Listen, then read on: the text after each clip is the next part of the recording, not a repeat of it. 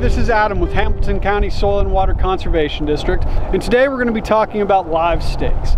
Live stake installation is a quick and cheap way to stabilize streams and improve habitat associated with streams with erosion problems like we see behind me right here. So what is a live stake? A live stake is simply a cutting of a tree branch or a tree stem. A lot of people might be familiar with tomato cuttings or other vegetables. Basically, for most plants, you can cut a stem off, you can plant it, and under the right circumstances, it will sprout roots and become a new individual plant. Now with trees, certain species take better than others, but it's very important for survivorship to harvest them when they're dormant. So we can see that there are no leaves coming out of this particular stem here. It was harvested when it was dormant, and so now we're going to install this in an eroding stream bank and with the hope that it's going to sprout roots from the buds that are installed below the ground surface, and those roots will hold on to the soil particles and hopefully reduce the erosion and create habitat and pollution absorption benefits at the same time. Quick note, while this video is about installing live stakes, we'll be creating another video in the future about live stake harvesting and the most appropriate species to select for stream bank installation. So keep an eye out for that in this coming winter of 2020/2021.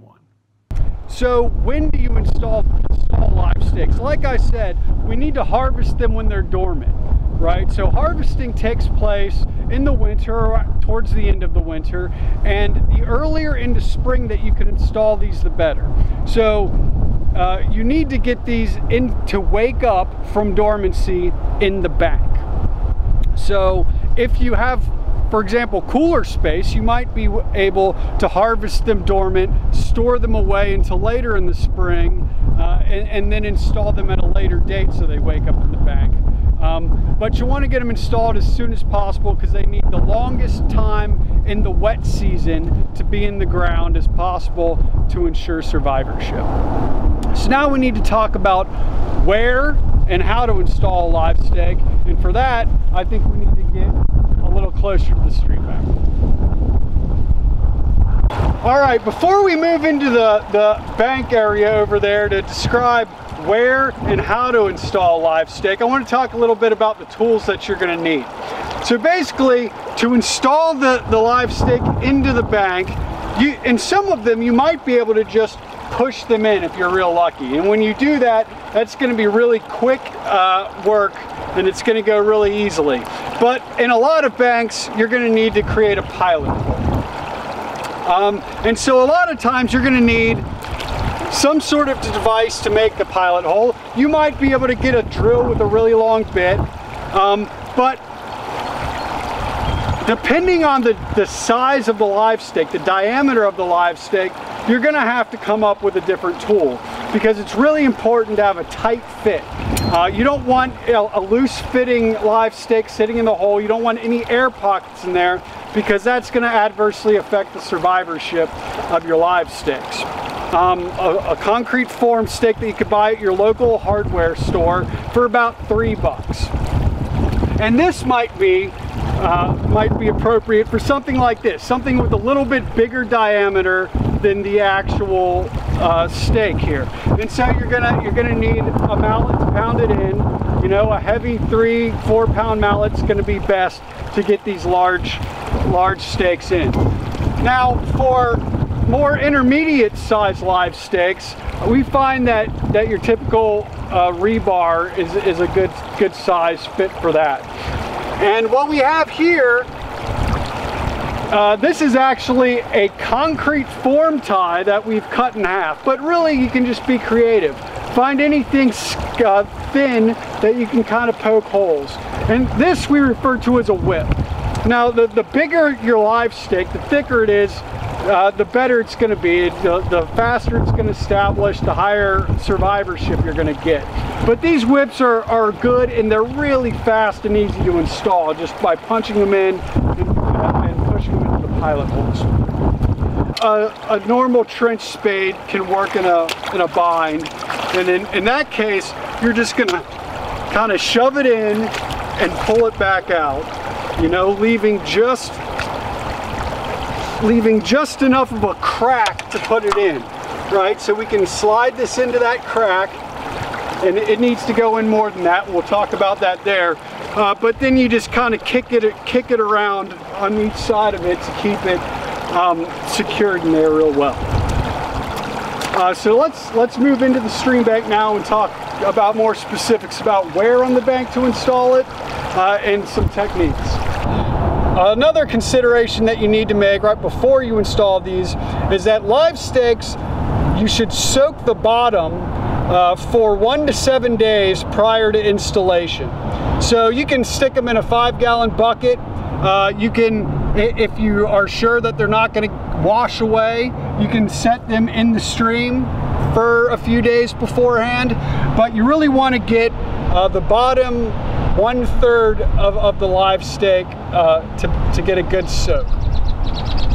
All right, so where do we install this on the stream bank?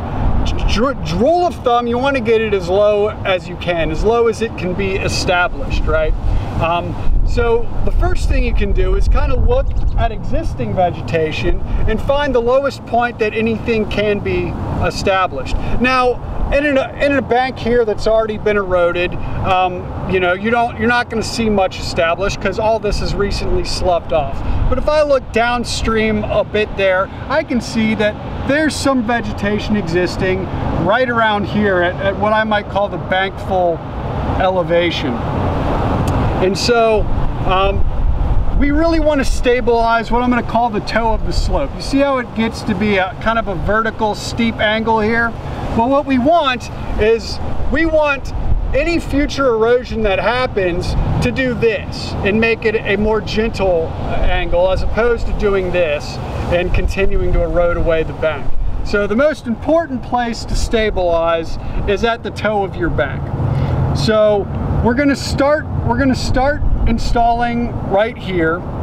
Now, if you have a really bad erosion problem, I like to advocate installing a dense grid. And so you might go 12 to 18 inches apart, both side to side and up and down. Now, your limitation for how high on the bank you can install it is the fact that these have to be installed into wet soil for them to survive. So if we installed one up here, it's probably not going to make it, right? It's not going to be entering saturated soil. So in this instance, we're going to really just focus on installing a row along the toe of the bank at around this elevation right here. Now, when you install it, you want to install it at a 90-degree angle to the slope. So I would install this one about like that. And that's really just to maximize the amount of contact that the roots are going to have with soil. So we have buds at each node of these live stakes, and each of these buds are going to turn into little rootlets, at least the ones that we're installing underground into moist soils. So as a general rule, you want to install it as deep as you can. The general rules are 2/3 to 3/4 of the live stake should be installed deeply, but really the most important thing is that you want to have as many buds as possible in moist soil, but you also need to have at least 2 to 4 buds above the ground to create shoots and leafy tissue as well. So we're going to go ahead here and we're going to take a pilot hole driver. So for one about this size, I'm going to go with our rebar option here.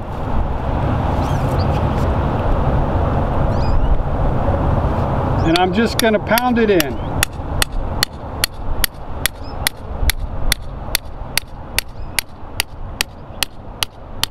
Now keep in mind, if you got a tight fit, the deeper you pound it in, the harder it's going to be to pull it out. So you want to get it installed as deep as possible, but it's a trade-off.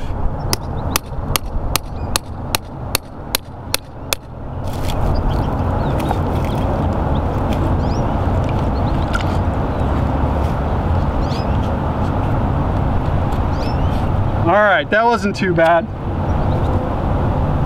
And now we're gonna push it in.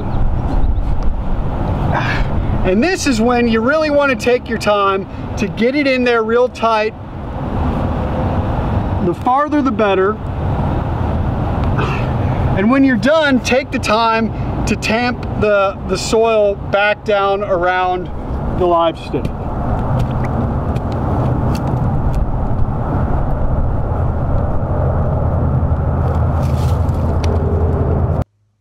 You may have noticed that I wasn't able to get the live stake installed super deep into the bank here.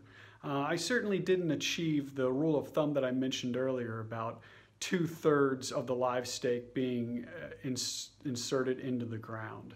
So unfortunately, it's often difficult to get much more than a foot or so of the live stake into the ground, particularly if the live stake is a lot thicker than the pilot hole driver you're using. So just do the best you can, and remember that the more buds that you get inserted into wet soil, the more rootlets you're going to have forming on the live stake.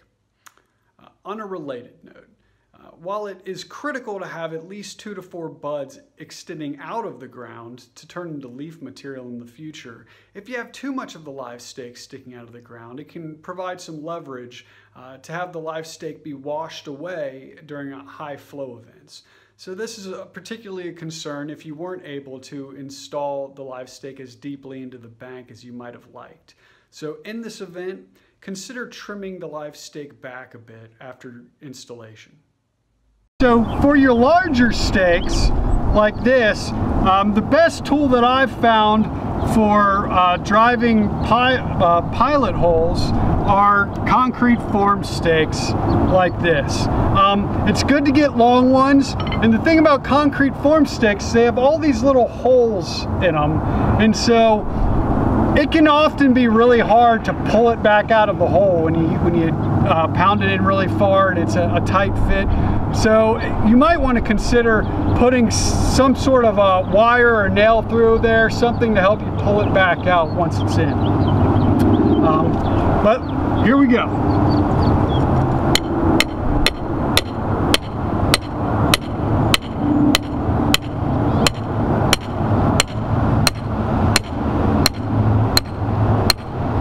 Sometimes if I start to worry that it's going to get stuck, I'll pull it out a little early and then I'll put it back in and continue.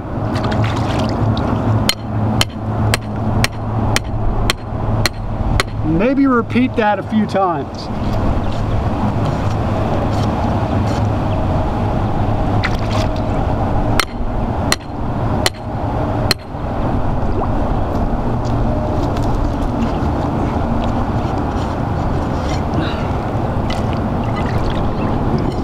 Now, as you can see, the live stake is quite a bit thicker than this, which is good from the perspective that we're going to get a nice tight fit, but it's not going to be easy to pound it in there necessarily. So we're going to use the mallet, and we may well damage the top of the live stake, in which case we'll just cut off the damaged portion when we're done.